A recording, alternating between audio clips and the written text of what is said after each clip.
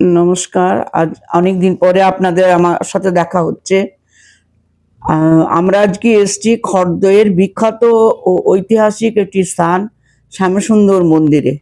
কলকাতা থেকে শিয়ালদহ হয়ে আসাটাই সবথেকে সুবিধা। ট্রেনে ১০ টাকা মাত্র ভাড়া, ওখান থেকে টোটো বা অটো।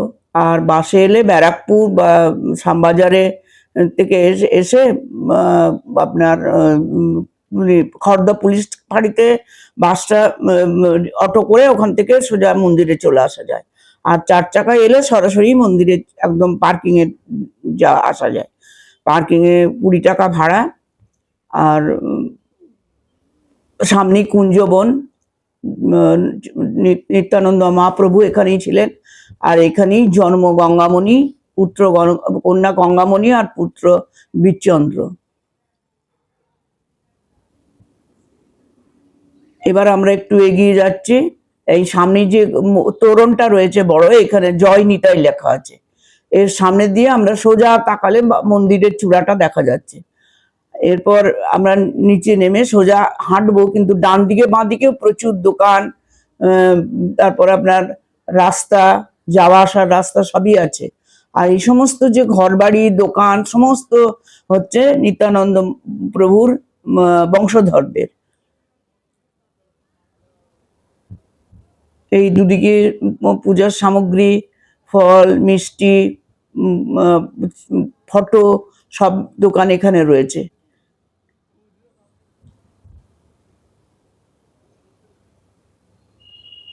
এখানে এই মন্দিরে এলে নিত্যানন্দ প্রভুর কথা একটু বলতেই হয়।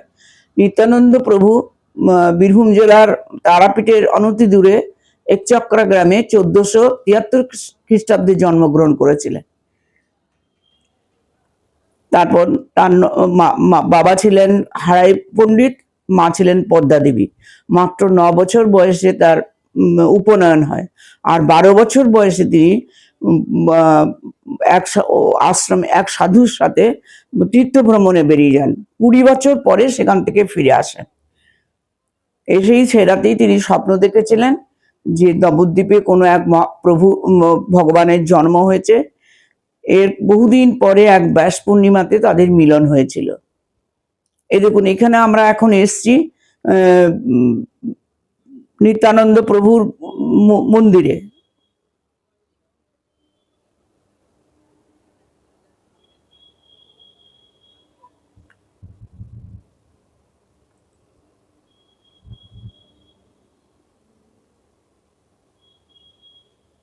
বাঁদিকে মন্দির। এই মন্দিরে নিত্যানন্দ একাই আছেন, সেই জন্য এই ঘরটিকে বলা হয় একলা নিতাইয়ের ঘর। অন্যান্য মূর্তিও আছে, কিন্তু প্রভু একাই দাঁড়িয়ে আছেন।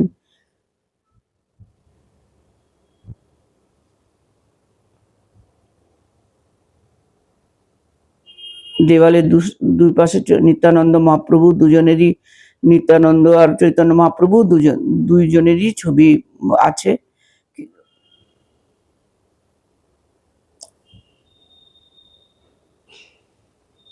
এরপর আমরা বেরিয়ে আরো খানিকটা এগিয়ে গেলেই পড়বে জুতো রাখার জায়গা। এই যে তোরণটার কাছে জুতো রাখার জায়গা এবং কলে হাত ধোয়ার ব্যবস্থা আছে।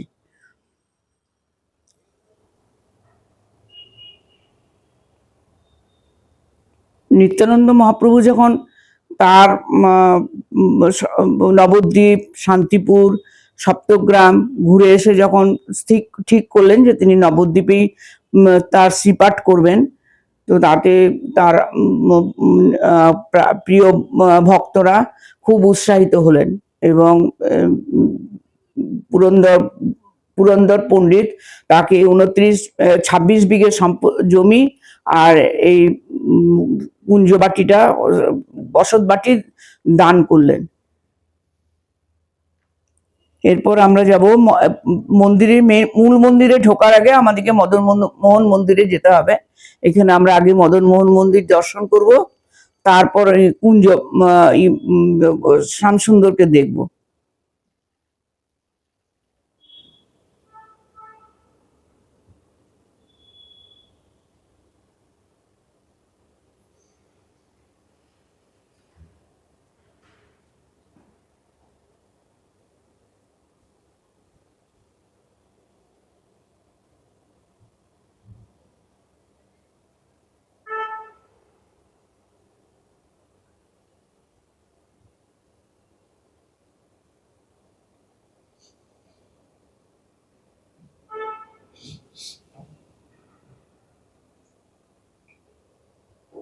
আর কিছুদিন আগে এখানে উৎসব হয়ে গেছে মন্দিরে, এই সেসব প্যান্ডেল খোলা হচ্ছে, রাস ছিল ওইখানে।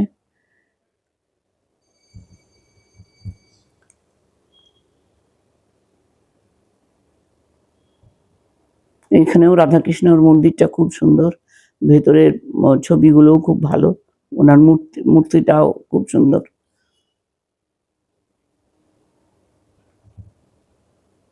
এটা রাধাকৃষ্ণর মূর্তি, এরপরে থাকবে আপনার নারায়ণের মূর্তি, কৃষ্ণ মূর্তি, জগন্নাথের মূর্তি আছে।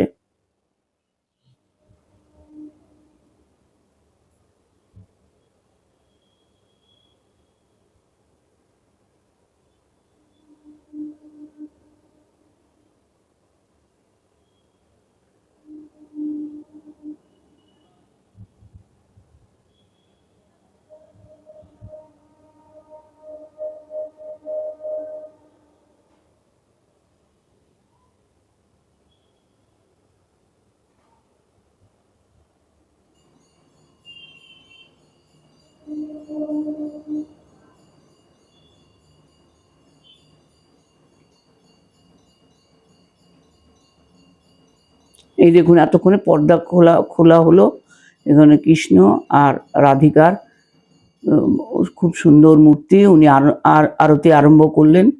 আর আমরা এবার মূল মন্দিরে যাচ্ছি, এই কয়েক ধাপ সিঁড়ি পেরিয়েই মূল মন্দির।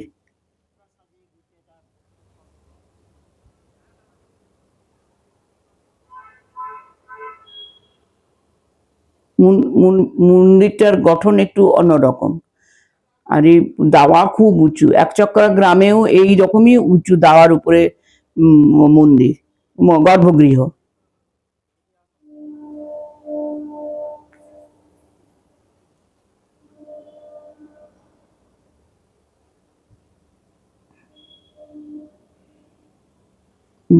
অনেকটা উঁচু দাওয়ার উপরে মন্দিরের সামনে গর্ভগৃহ, ওপরে উঠে দেখতে হবে, আর নিচের থেকেও দেখা যায়, তবে ছবি তোলা একদম পুরোপুরি বারণ। আর বাঁদিকে আছে আপনার খাবারের লাইন, এখানে এসেই আগে খাবারের কুপন কেটে নিতে হবে, 120 টাকা করে কুপন। তো খাওয়া 14 রকম খাবার, খুব ভালো খাবারের ব্যবস্থা, ভোগ প্রসাদ যেটা হয় খুব সুন্দর।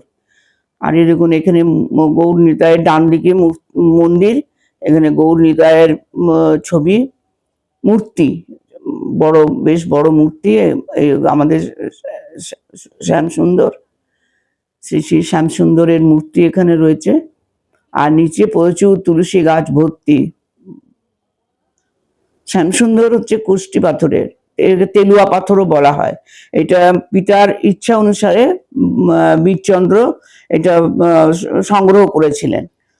আর অষ্টধাতুর যে লক্ষ্মী মূর্তি, রাধিকার মূর্তি, সেটা মা জাহ্নবার ইচ্ছায় এখানে প্রতিষ্ঠা করা হয়েছে। মা জাহ্নবা আর চৈতন্য মহাপ্রভুর ইচ্ছা এবং আদেশে নিত্যানন্দ প্রভু বিবাহ করেছিলেন, প্রথমে বসুধা ও পরে জাহ্নবাকে।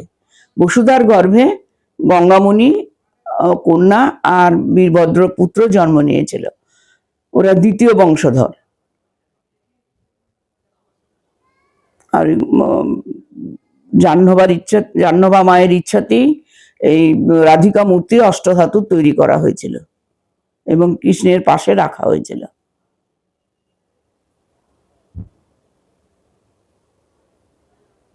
সামনের ছবি আছে, মানে প্রভু নিত্যানন্দের ছোটবেলার বাবা মার সাথে একটা ছবি আছে, আর হারাই পণ্ডিত আর পদ্মা দেবী ছবি একটা ছবি আছে, আর একটা নিজের এমনি একা ছবি আছে।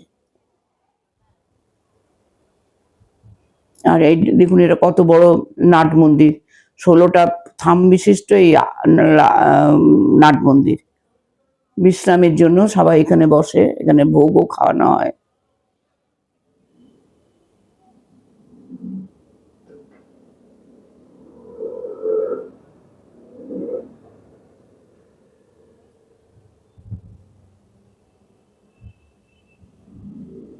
আমরা নিচের থেকে দর্শন করে এখন উপরে দর্শন করতে যাচ্ছি।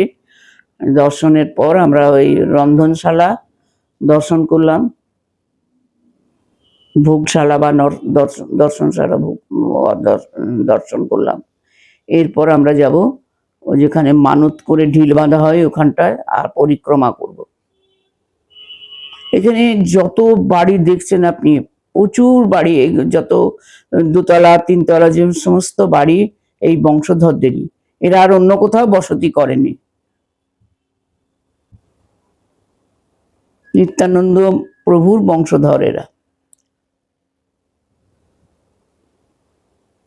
এই যে মূর্তিটা আমরা শ্যামসুন্দরের দেখলাম, এটা একটা তেলুয়া কোষ্ঠী পাথর। এটা বহু মূল্যবান পাথর। এই পাথর থেকে নবদ্বীপের নয়ন ভাস্কর 3টি মূর্তি তৈরি করেছিলেন। একটি শ্রী শ্রী শ্যামসুন্দর মূর্তি, একটি বল্লভজির মূর্তি, আর একটি নন্দদোলাল মূর্তি। এইখানে প্রতিষ্ঠা করা হয়েছে শ্যামসুন্দর মূর্তিটি।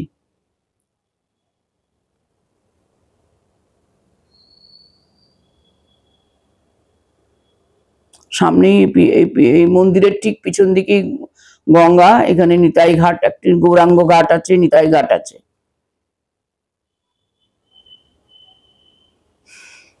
এই দেখুন এখানে মানতের সব ঢিল বেঁধেছে।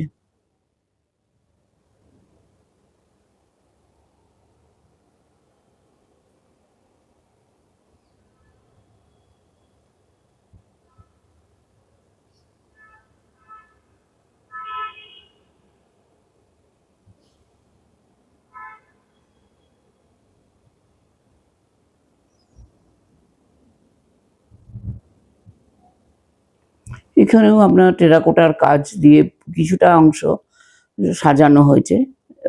এই দিকটা দিয়ে আছে, ওইদিকে আছে কিনা, আচ্ছা ওদিকেও আছে।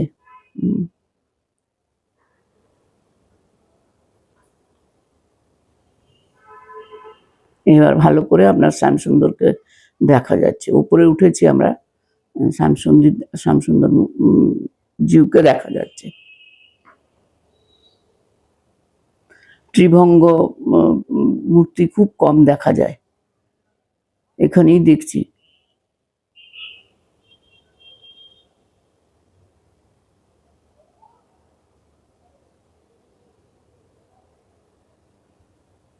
যে সিংহাসনটা পেতলের, এর উপর সিংহাসন।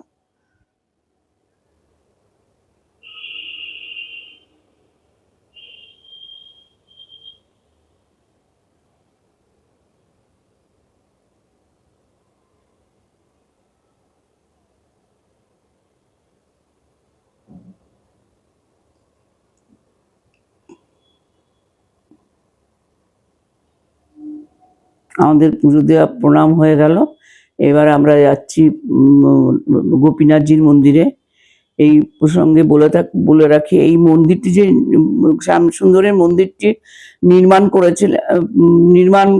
করার পর এটার প্রতিষ্ঠা করেছিলেন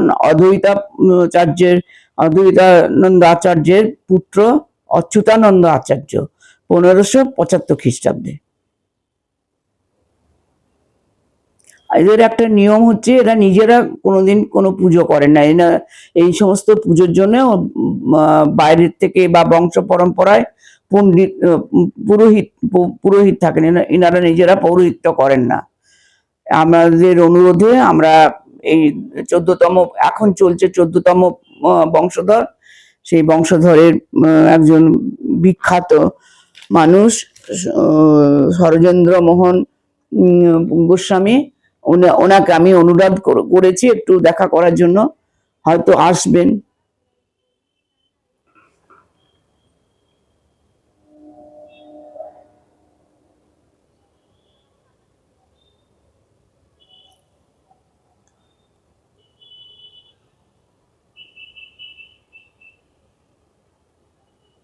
এখানে গোপীনাথজিও আর রাধা। এখানে দুর্গাপুজো হয়।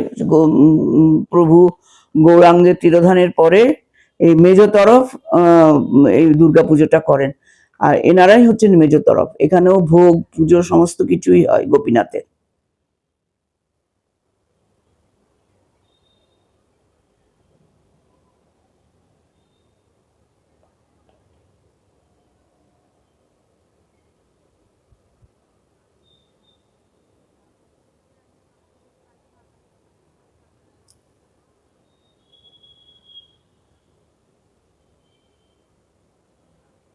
এই শরদিন্দু মোহন উনি খুব ভালো কীর্তন করেন, নাচেন। ওনার কীর্তনও খুব সুন্দর, চারিদিকে নাম ছড়িয়ে পড়েছে।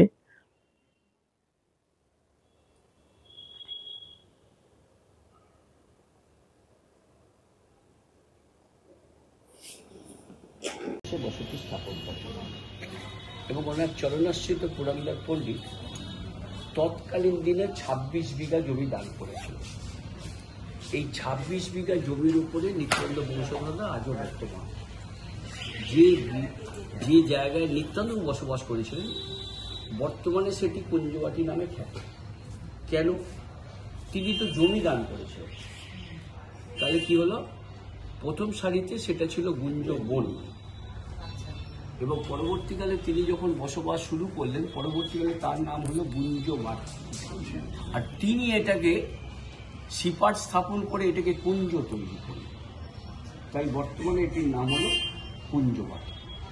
কারণ একটা জিনিস জানবেন, যে সময় নিত্যানন্দবাবু এখানে এসেছিলেন এর যদি ইতিহাসে আমরা আরও ভেতরে চলে যাই তাতে দেখা যাবে যে তৎকালীন দিনে অর্থাৎ গৌরাঙ্গ নিত্যানন্দ আসার সময় যেমনি নবদ্বীপে বিশ্বহরি চণ্ডী ছাড়া তারা কিছু জানত না, তারা এসব ছাড়া কিছু জানত না। কিন্তু সেই সময় আমাদের কি অবস্থা? আমাদের অবস্থা হচ্ছে কি যে আপনার মুসলিমরা হিন্দুকে কলমা পড়িয়ে মুসলিম বানিয়ে দিচ্ছে। সেই সময় এদের আবির্ভাব, নিত্যানন্দবাবুর আবির্ভাব বীরগঞ্জের একচক্র, তার আবির্ভাব তারাপীঠের কাছে, এবং গৌরাঙ্গের আবির্ভাব হচ্ছে আপনার নবদ্বীপে। এবং এটা নিয়ে ডিবেট, আমি ওই জায়গায় যেতে চাইছি, কারণ জন্মসূত্রে আমরা জেনে আছি যে নবদ্বীপে শ্রীহট্টগণে তার জন্ম, এটাকে অস্বীকার করে কোনো জায়গা আছে বলে আমার ধারণা নেই, বা এরকম অনেক ব্যক্তি এখন হতে পারে বা কিন্তু সেটা না হবে। যাই হোক, যে নিত্যানন্দ প্রভু একচক্রায় জন্মগ্রহণ করলেন, 12 বছর বয়সে ঘর ছাড়লেন, 20 বছর সারা ভারতবর্ষ পর্যটন করলেন, এবং পরে তিনি জানতে পারলেন কার কাছে, না মাধবেন্দ্র পুরীর কাছে জানতে পারলেন যে তার ভাই কানাই কোথায় আছে, না নগর।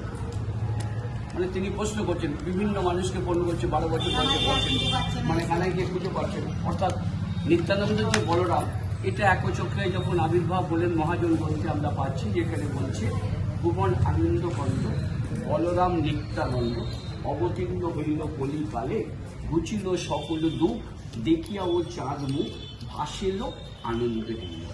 তাহলে আমরা সেই বলরামকে নিত্যানন্দ স্বরূপ পেলাম। সেই বলরাম যখন এখানে আবির্ভাব হলো তখন নবদ্বীপের কোলাহল চলছে, বৃহৎ কোলাহল চলছে, মানে বিদ্যা অবিদ্যা নিয়ে লড়াই চলছে। সেই বিদ্যা অবিদ্যার লড়াইয়ের মধ্যে জন্মগ্রহণ করছেন কে, না গৌরাঙ্গ নিমাই জন্মগ্রহণ করলেন। এবং এর আগে যদি আমরা জন্মগ্রহণ দেখি তাহলে প্রথমে অদ্বৈত আচার্য, তারপরে শ্রীবাস পণ্ডিত, তারপরে নিত্যানন্দ প্রভু, তারপরে গৌরাঙ্গ প্রভু, তারপরে গদাধর। এটাকে পঞ্চতত্ত্ব আমরা বলছি। আমাদের এবার খাওয়ার জন্য ডেকেছে, আমাদের চলে যেতে হবে। এখন আমরা আবার এসছি কুঞ্জ, তখন দেখতে পাইনি নিত্যানন্দ মহাপ্রভু চৈতন্য মহাপ্রভুকে। এখন এসে এখানে দেখছি, দরজাটা এখন খোলা, এখন পুজো হয় এখানে। এখানে খুব সুন্দর মূর্তি, নিত্যানন্দ মহাপ্রভু আর চৈতন্য মহাপ্রভু।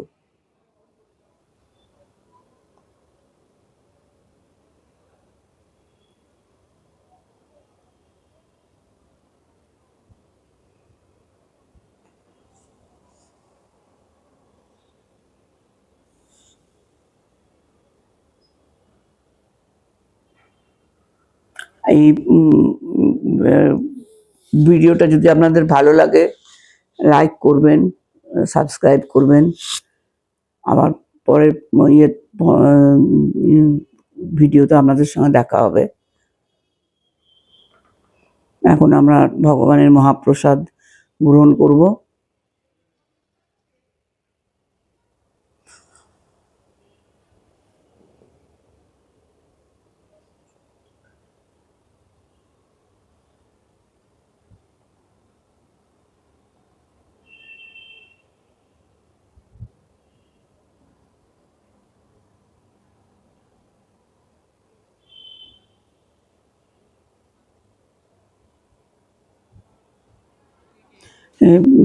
বসে গেছি আমরা। 14 রকমের ভোগ, কিন্তু প্রত্যেকটাই অপূর্ব সুন্দর খেতে। মিষ্টি থেকে আরম্ভ করে মালপোয়া। আপনারা একবার একটা দিন সময় করে আসবেন, জায়গাটা ভীষণ ভালো লাগবে, আবেগপ্রবণ জায়গা।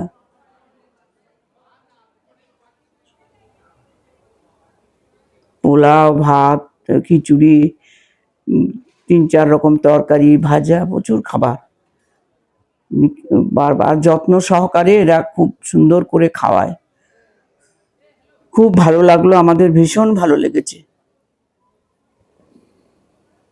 এত কাছে কোনোদিন আসবো করে অনেক দিন, যতদিন না ডাকবেন আমরা আসতে পারিনি, ডেকেছেন আমরা আসতে পারিনি। তার জন্য সবাইকে বলছি, আমাদের কত প্রিয়, কত আপনজন চৈতন্য মহাপ্রভু আর নিত্যানন্দ মহাপ্রভু, আবেগেই আমাদের চোখে জল আসে। আজ